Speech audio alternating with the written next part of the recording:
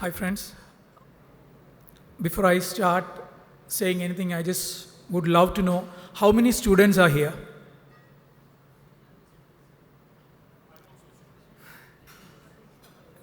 Okay, now, how many of you have heard of this thing like color correction? Yeah, almost everyone have heard of this, right? How many of you have experimented with color correction? Yes. At least using your phone or tablets, we would have did that, right? Fine. So the reason I asked you these couple of questions is I was expecting a lot of students over here. But when I reached here, I understood there are a lot of professionals over here than students. So I am myself skipping from the keynote which I'm having because I think an interaction with you would be better. So before I start speaking, let me just give you a brief on myself. I started my career as an editor almost 22 years back. Then I got fascinated by the colors. Then I started working as a colorist after 5 years of once my career started. And now I'm more known as a colorist, and I am from Kerala. Mostly I work with Malayalam films. A couple of other language films also I did. So till now, I got the fortune to work almost 56 feature films. So now I don't know your name. Anil Vanwari. Yeah, like he said, color correction is a very important part in filmmaking. And day by day, its prominence is increasing. Nowadays, I don't know whether all of you know, colorists do have a great important role even in the pre-production phase, creating the looks. And also, we have the options to watch color-graded shots while we shoot, using the LUTs and the color palette workflow and all. So the prominence of colorists is increasing day by day. But anyhow, since there are few students over here, I'll just start from a little bit basics. Here we have two terms. One is digital intermediate and color correction. And these two terms, a lot of people almost most of the time get confused with. These are entirely two different terms, but it's been commonly used. Because whenever a film is getting post-production, most of the people will say, we are going for the DI. No one will ever say, we are going for the color correction. But there is digital intermediate and there is color correction. Any of you know what's the difference between these two? Any of you know? No, no one knows. Have you ever heard of these two terms, digital intermediate and color correction? Yes, you have heard. So digital intermediate is actually a process which started earlier. Back then, it was films, the analog films. We used to shoot in films. When we showed in films, they used to get scanned using high-quality scanners and convert them into digital files to do the post-production process. The post-production process, as in the visual post-production process. And it involves color correction and also the visual effects integration and all. So all these things combined together, it's called as digital intermediate or the DI workflow. And also, when it was films, we used to transfer once the entire process of this color correction and the visual effects integration is completed, we used to print it back using high quality printers. These digital files, we print it to analog films. And these films used to get showcased in theaters. Then, when the digital era came to existence or digital formats came into existence, again, these terminologies existed. Digital intermediate and color correction. So color correction is basically the process of correcting the colors or doing any sort of changes with the colors of the film. We can alter any sort of corrections with the shooted footage. We can correct some areas of the footage.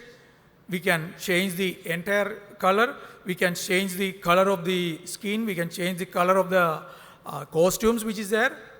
So all these things there are a couple of things like color correction, color grading, or color compositing, which we call. Plus the integration of visual effects and other things. All these things combined together, we can call it as a digital intermediate. And back then, it was films. Films used to get scanned and then do all the process like color correction and CGI, then print it back to film. But now, there is no need of printing and scanning, but still this term DI is in existence. So these are the major difference between color correction and DI. I hope that is clear for you. Yes. Okay. So this is a kind of the scanner. Now also these kind of scanners are being used to scan the all films and all. And normally the old DI process, all these kind of equipments which you can see is involved. And before the DI started, I mean, before the film used to get scanned to a computer and do all these post-production, there was some sort of post-production used to happen using the optical workflow and all. But back then there were so many limitations.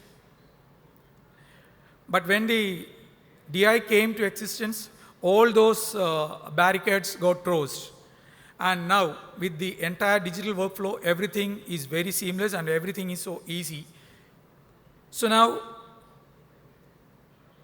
I would like to tell you a few things regarding the color correction or the color correction process which happens.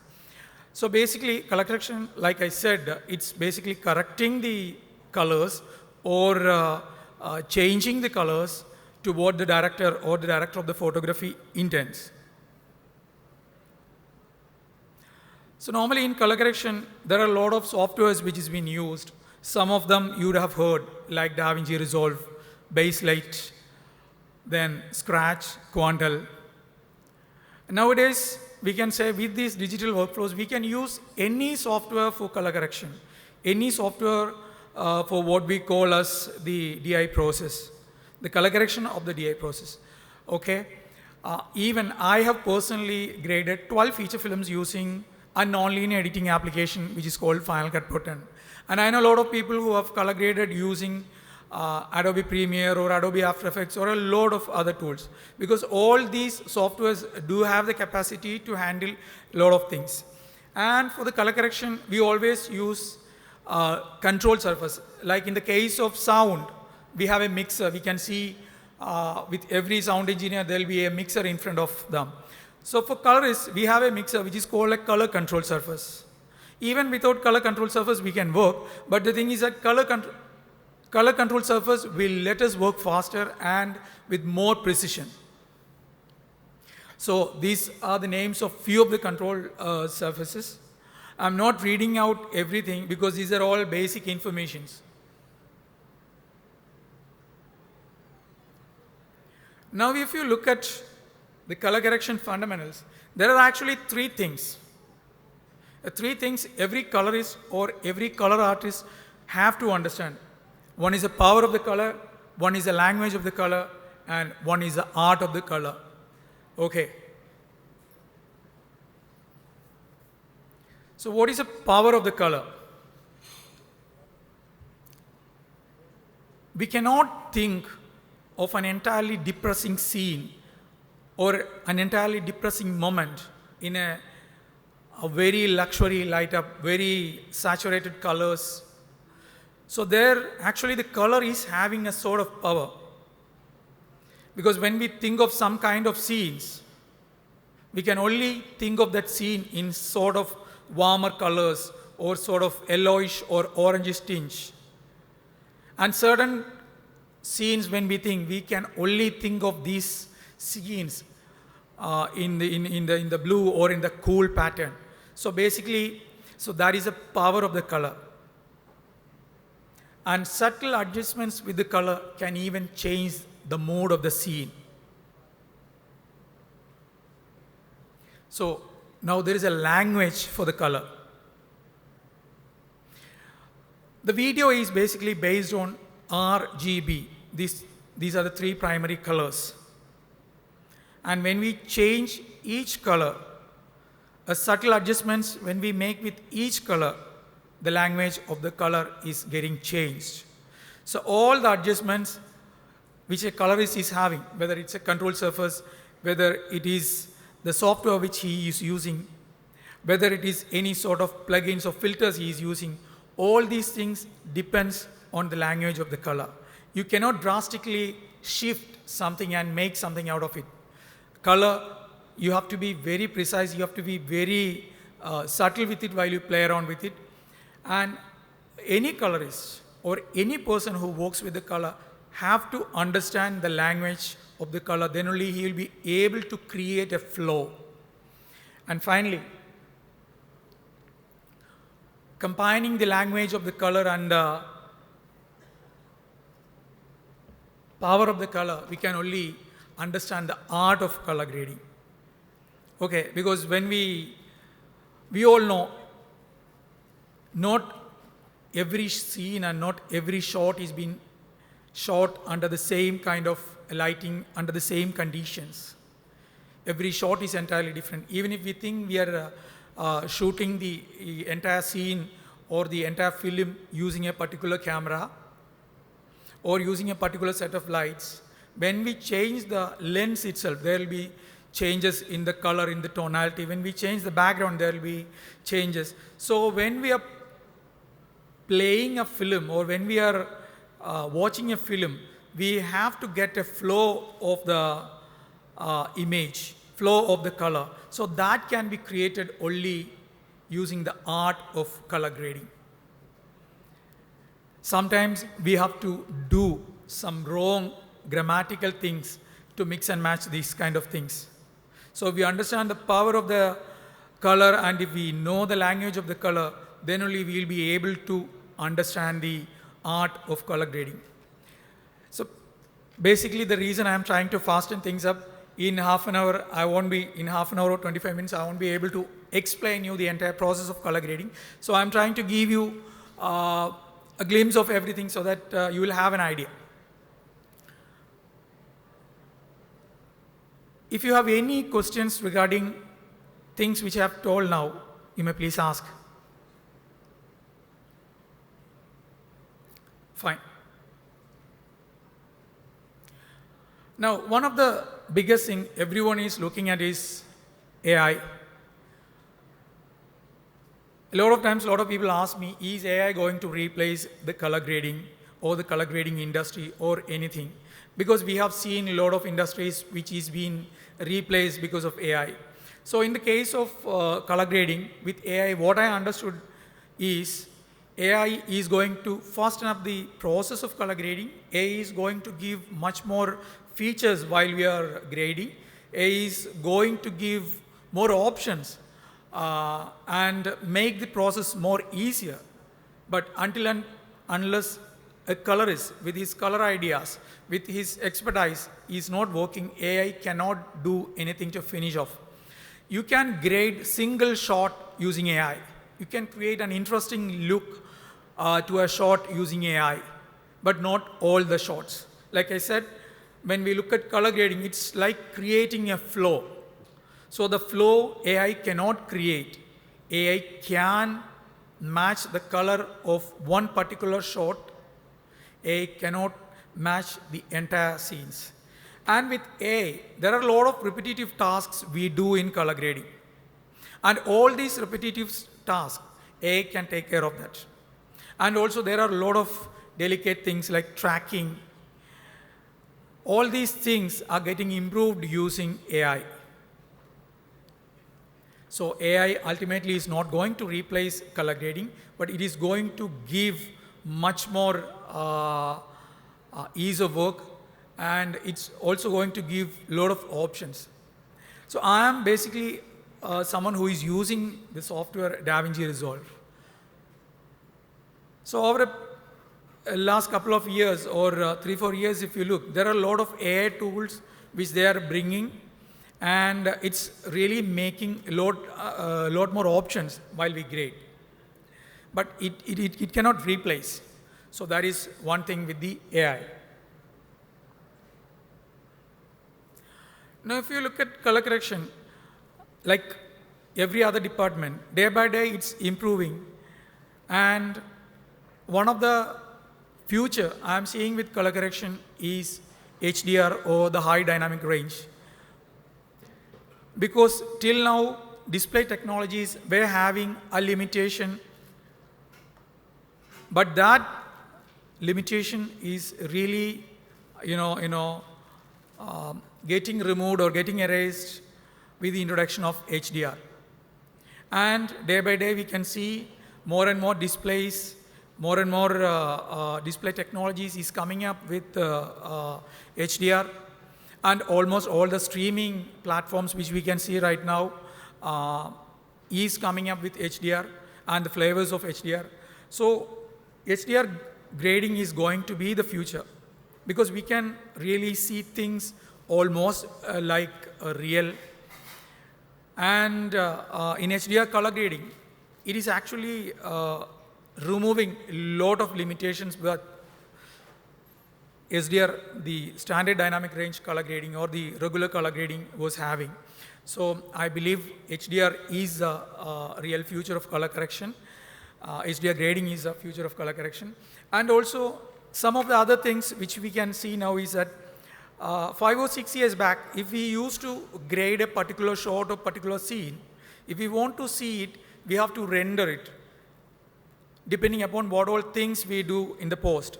So, for example, in a shot, if we do so many changes, so many corrections, so many alterations, definitely it requires a lot of time to render, playback, and give us a preview.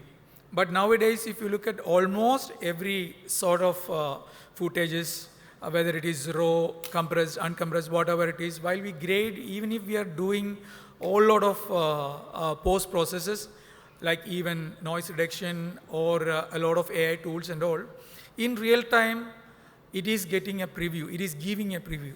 So it is giving much more controls for us, whether we want to change it, whether we want to alter it and all, we immediately have the option to see it. So this real-time color manipulation is coming up, and day by day it's getting better.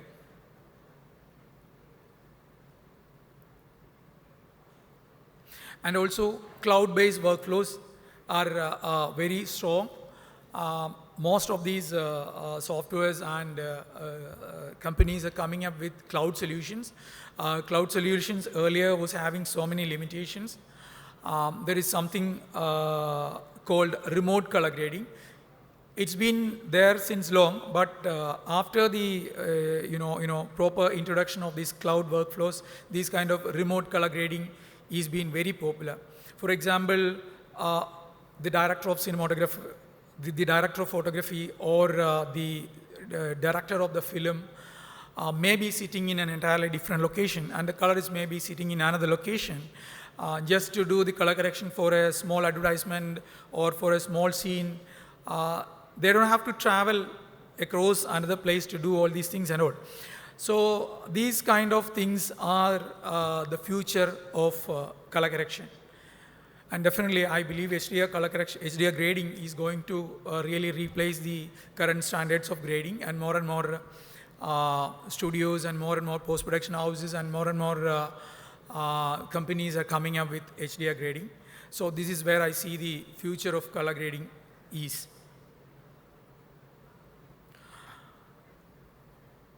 You have any questions on this? No. So now let me brief about BenQ. I'm an avid user of BenQ products, let's say monitors or projectors. In my own studio, I'm actually using a BenQ projector for the last 7 years as a reference grade projector for the films I do. And also I'm using BenQ monitors. There are few reasons I'm using BenQ monitor. So let me tell you one thing, one by one.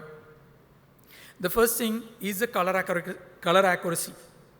Most of these projectors and monitors from BenQ is coming factory calibrated with the industry standard color profiles like REC 709, DCI-P3 and all.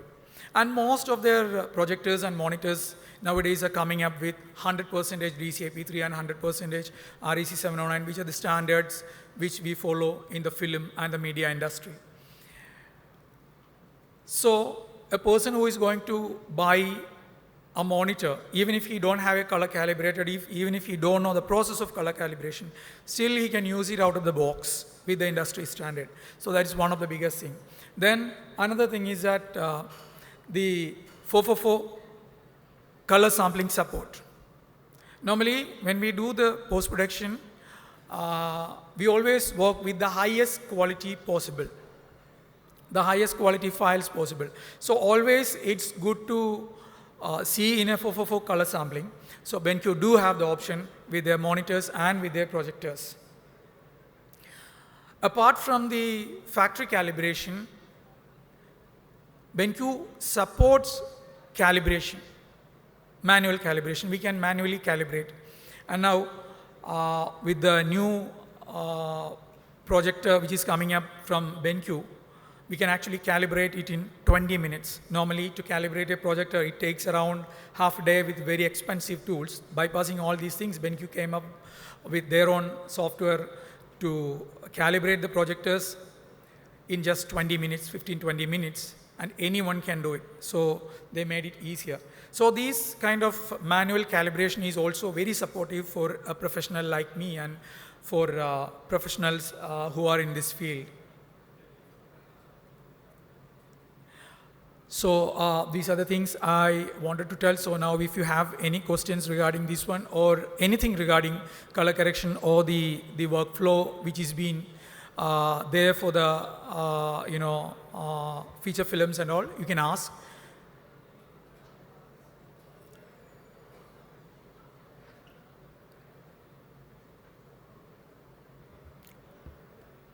Okay, so if there are no more questions regarding this one, so I think I should wind this session up. Thank you.